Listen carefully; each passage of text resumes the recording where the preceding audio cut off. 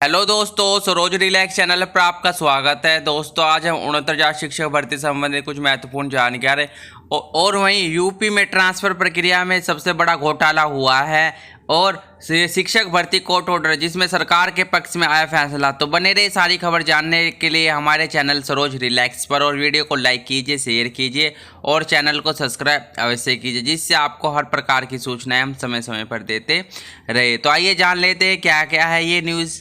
Madhya Pradesh teacher recruitment eligibility and selection test eligibility criteria high court decision.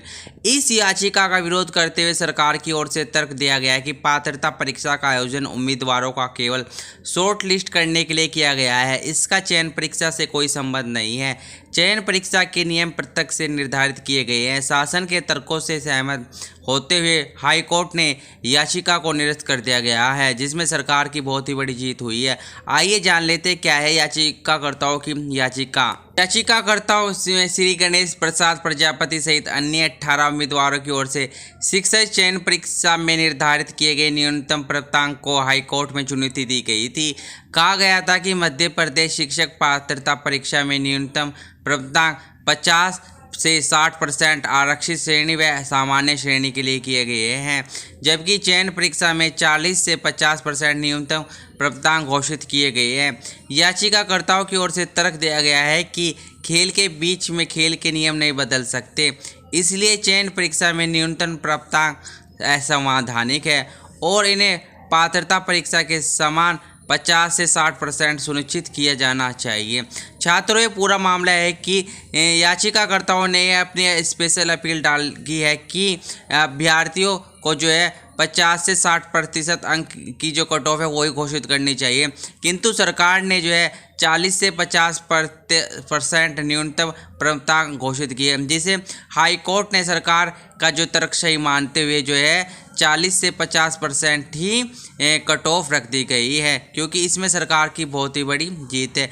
इसका court order में यही कहना है कि यह सिर्फ केवल शॉर्ट लिस्ट करना है, ना कि जो पात्रता परीक्षा में जो चयन की प्रक्रिया है वो, क्योंकि चयन प्रक्रिया के जो नियम है वो अलग से पृथक किए जाएंगे। वहीं अगली खबर है हमारी कि जो यूपी में उत्तर प्रदेश की जो ट्रांसफर प्रक्रिया है उसमें बहुत बड़ा घोटाला किया गया है। चंद्रमणि शुक्ला के अनुसार जो एक व्यक्ति ने मुझे बताया कि 69,000 शिक्षक भर्ती वालों के ट्रांसफर रोकने का कारण कुछ और ही है।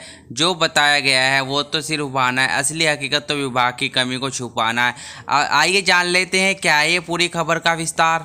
पदोन्नति और स्थान के बीच की क्रोनोलॉजी को समझिए। क्या है सबसे बड़ा घोटाला हुआ है। पदोन्नति की घोषणा पहले की गई, परंतु जब देखा गया कि पदोन्नति हेतु शिक्षकों की संख्या अधिक है और उसके सापेक्ष पदों की उपलब्धता कम है, क्योंकि विद्यालयों के समूल्य और 150 बच्चों से कम संख्या होने पर प्रधानाध्यापक पद को समाप्त कर दिया गया है। अतः इसके लिए बीच का रास्ता निकाला गया कि शिक्षकों का अंतर जनपद स्थानांतरित कर दिया जाए, जिससे वे वर्तमान जनपद से स्थानांतरित हो जाएंगे और स्थानांतरित जनपद में कनिष्ठ होने के कारण उनको पदोन्नति नहीं दी जाएगी। इसलिए आनन फानन स्थानांतरण नीति बनाते हुए स्थानांतरण कर दिए गए। वहीं 69,000 शिक्षक भर्तियों की शिक्षिकाओं का अंतर जनपद पे स्थानांतरित हो गया तो कुछ जिलों में छात्र शिक्षक अनुपात मानक से कम हो गया, इसलिए 69,000 वालों को कार्योन्मुक्त करने से रोक दिया गया, जिससे भविष्य में जल्द भर्ती न करनी पड़े। अब जो शिक्षक पदोन्नति के योग्य हो रहे हैं उनको अंतर जनपद स्थान से पद शून्य दिखाकर उनके अंदर एक आशंका को भी जन्म दे दिया गया है कि पदोन्नति लेने के उपरांत भविष्य में स्थानांतरण में आपके जनपद में पदोन्नति पद ही शून्य रहेंगे, जिससे अधिक आशंकित होकर बहुत शिक्षक पदोन्नति छोड़ देंगे और वर्तमान जनपद में ही बने रहेंगे और पदोन्नति नहीं लेने से उनका 10 वर्ष में मिलने वाला चयन वेतनमान भी नहीं दिया जाएगा, क्योंकि उनके द्वारा पदोन्नति नहीं ली। तो कुल मिलाकर जो है नीति निर्माता अपने कार्य में सफल भी होते दिख रहे हैं। स्थानांतरण भी कम से कम करने में सफल हुए और वही पदोन्नति भी कम से कम करने में सफल रहेंगे, नई भर्ती भी कम से कम निकालने में सफल रहेंगे।